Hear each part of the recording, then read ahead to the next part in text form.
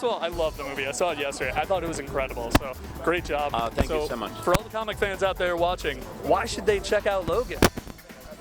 Well, I've been in touch with comic book fans, with Wolverine fans, every day in my life. I'm not talking social media. They stop me in the street. I've got a sense of what people have wanted to see and what we haven't been able to do yet.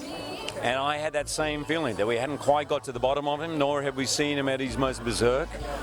I have a feeling they're going to like this one. I think they're going to, hopefully, in my opinion, of what I've done, this is the most true to the character. So I hope they love it. Obviously, you've seen the early reviews. They're amazing. I was lucky enough to see the movie the other day. I agree with the reviews. It is not only one of the best X-Men movies yet, but arguably one of the best comic book movies so far. How does that feel to see such a positive reaction to what is possibly the last Wolverine movie? Pretty overwhelming, but really, really gratifying. Yeah. It's interesting. We just saw some of the, they interview us during the movie and kind of after the movie for some of the behind-the-scenes stuff, and they were asking, what do you hope the reaction will be? And the reaction I was hoping for was that the fans, and particularly the hardcore comic book fans, feel like we finally did the character, the tone, justice, and that we managed to do that, and in Jim's capable hands tell a story that is a great piece of cinema too, a great movie. So to see that reflected has been pretty amazing. It was surreal for me to see X-23 on the screen and not holding back at all. What was it like deciding to bring X-23 into this movie and just letting her completely unleash?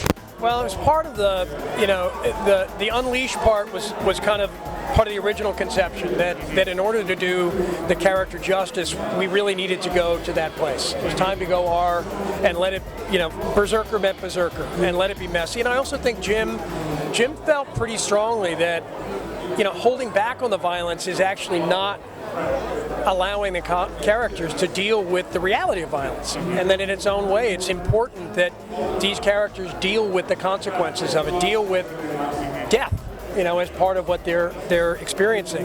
X-23, similarly, too rich to us not to explore the father-daughter dynamics, too powerful. But you've established X-23. Her reaction struck me the most out of this whole film. They're incredibly emotional, and the actress did a brilliant job. I know you can't give anything away, but I assume it's at least being discussed doing more with that character down the road, very early stages of discussion.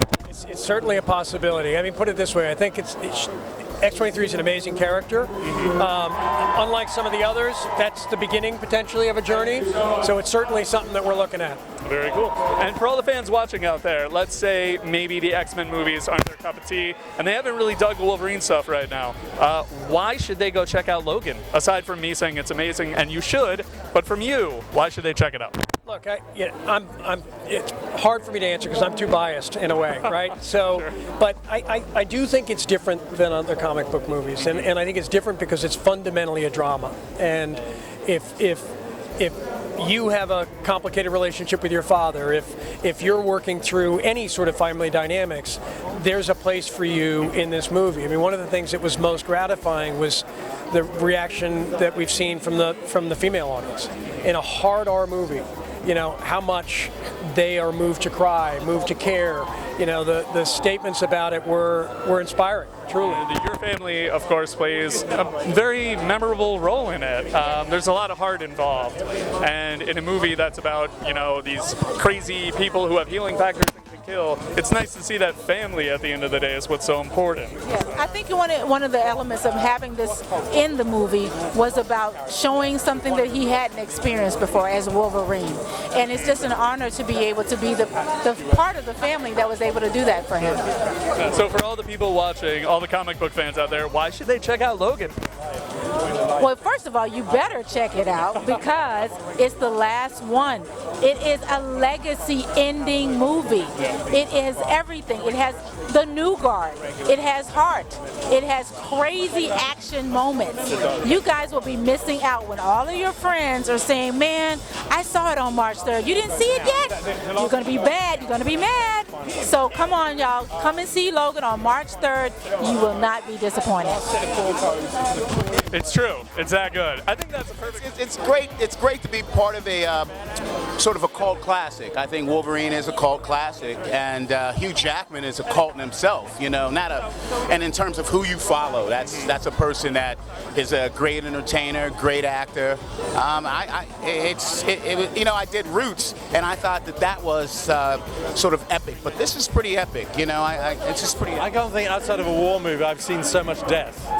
Well, And it's earned and deserved. Well, it's a very bleak future. That's understandable. Yeah. And so you are the bad guy in it, but you're kind of an interesting character because you're a bad guy, but deep down you believe you're doing the right thing. Or that's what I took away from it. Yeah. You know, I think in the same way that Dr. Mengele in the Second World War, working with the Nazi Party, thought that by genetically mutating and operating on people that he considered to be subhuman, i.e. not German, it's the same way where under the aegis or umbrella of science, evil is institutionalized and therefore normalized as being perfectly normal. So that if I said, I'm going to pull all your hair out and take the arrows out of your eyeballs right at this moment, stitch your nostrils together and staple your tongue down to your chest, then pull your intestines out, as though it was the most reasonable thing in the world to do. I think that's what James Mangold asked me to do, that it's almost like David Attenborough being a very, very reasonable person. So it's the blandness of evil rather than somebody with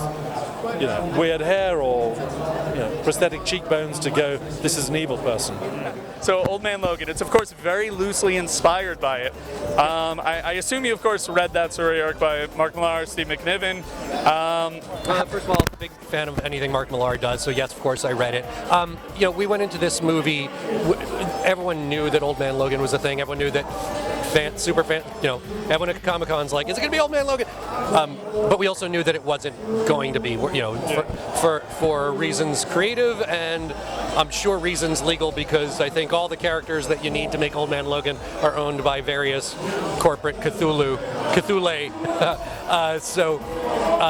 As much as we'd all like to see that movie, perhaps in an animated form done the way we imagined it, that wasn't the idea here. But the idea is there is some emotional provocation in that piece that does come through here, of just where is Logan after he's been beaten down. What's fun for me about Old Man Logan, I love the road trip aspect of it, I love the people they come across, but it's the beginning and the end. The idea of in that, it's Logan who won't pop his claws anymore because some tragedy happened. This isn't that, but it's a Logan who's been hurt, and a Logan who his personal struggle against hope has taken a really dark turn, and he's not his best self. In that book, what I like about it is it's a Logan who's beaten down because he was his best self for a while and it was taken away. This, he never really even got that. So, as much as I love that, I find this one much more emotionally challenging. What was it like writing the cinematic debut of X-23? I love X-23 as a character. It's one I've always wanted to see. It's one I would love to see more of. Everyone wants to see more of. She just seemed the right presence to challenge everything Logan has lived through. Because, well, I can't go because ... and continuing it without giving away too much. But it was a pleasure. And again, much like when you find Hugh Jackman to play Wolverine in 2000, you can't make a movie like this without finding Daphne to play X-23 here and now. There isn't a movie unless you can cast that, and I don't know how they found her, but they did, and very fortunate for it because literally couldn't have made the movie without her.